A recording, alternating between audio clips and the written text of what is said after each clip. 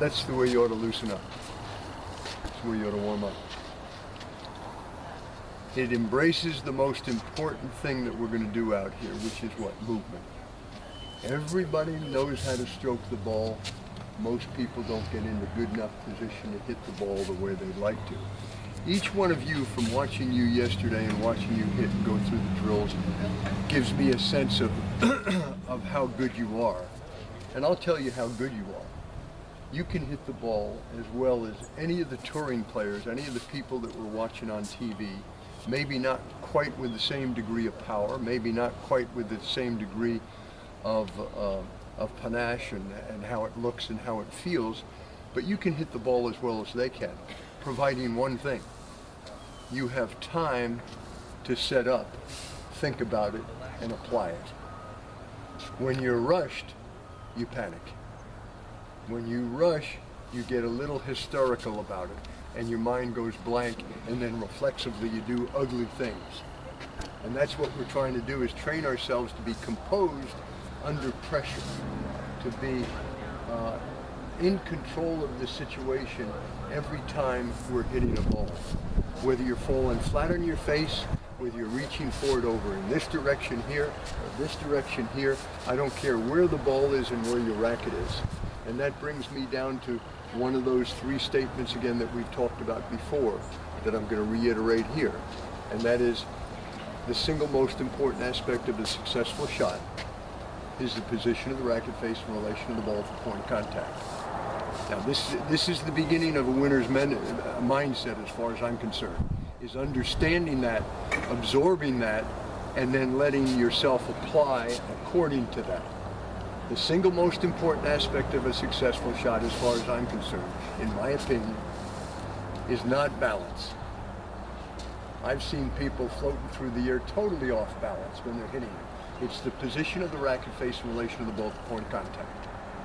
If I'm on balance and I'm in good position and I'm there early enough for a shot, that allows me not to panic and feel good with the stroke that I've learned or the stroke that I perceive the top players are hitting. But it doesn't guarantee that you're going to make the shot or win the point. What guarantees that is where the racket face is pointing. If I'm facing toward Parker and I'm in this position here and I'm set and I feel good, whether I'm hitting in an open stance, whether I'm hitting a volley, whether I'm hitting a ground stroke, whatever it is, and that ball is right at this point, I got a good chance of drilling that ball right through his chest. But if my racket face is in this position, even though I'm in perfect position, I'm not going to hit his chest. It's going to hit in front of him. Or if it's over in this position, or if it's over in that position. So don't worry so much about the body. Put your brain on your strings. Put your brain on your racket head. And let that respond to the shot that you're hitting. And make that work. Most important aspect of the successful shot. Position of the racket face in relation to the ball, point of contact. Now, I'm not saying by any means that footwork is not important, balance is not important, early preparation is not important. Obviously, the more you can do that, the better. But at a higher level, as you play people that are coming on you with more stress and more power and more finesse with what they're doing with the shots, you don't have the luxury of getting set up for the shot every time.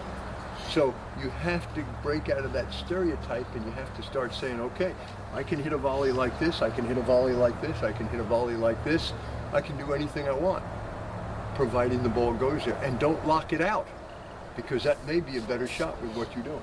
So all the things that we're doing, again, are not right or wrong, they just have certain consequences. And what I want you to do is understand what those consequences are, and then monitor those when you're playing.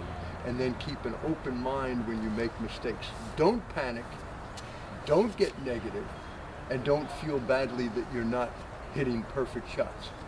It doesn't make sense to do that. Why does it not make sense to do that, Chunky?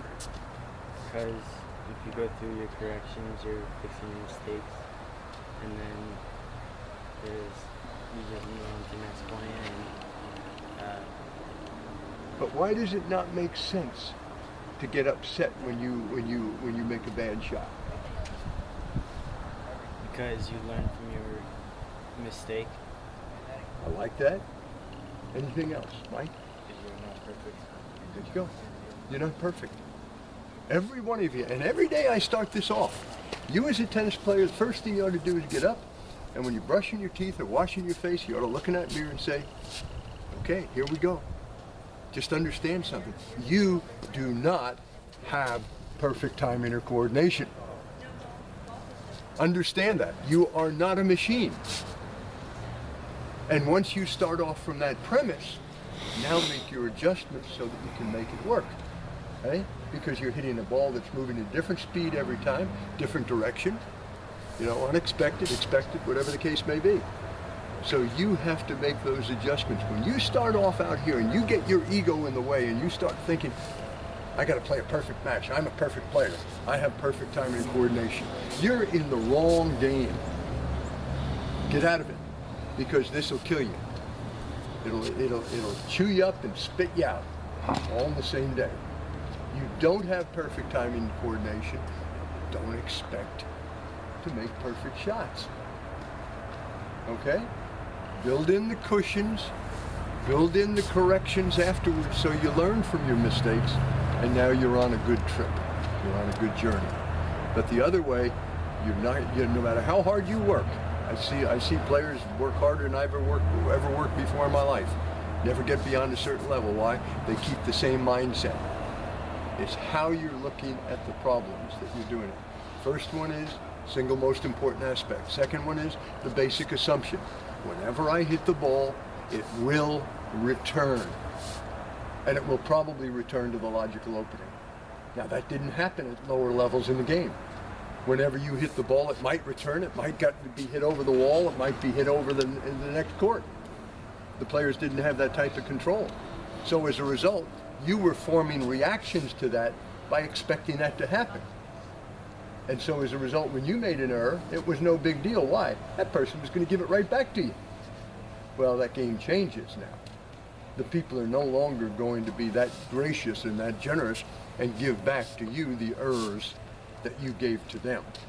So be stingy and go and be guided by that concept that whenever I hit the ball, it will return, and it will probably return to the logical opening. Third and last one is what? How hard do I hit the ball?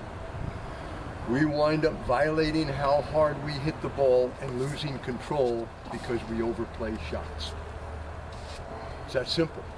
And we know it. But why does that happen? That's ego, number one.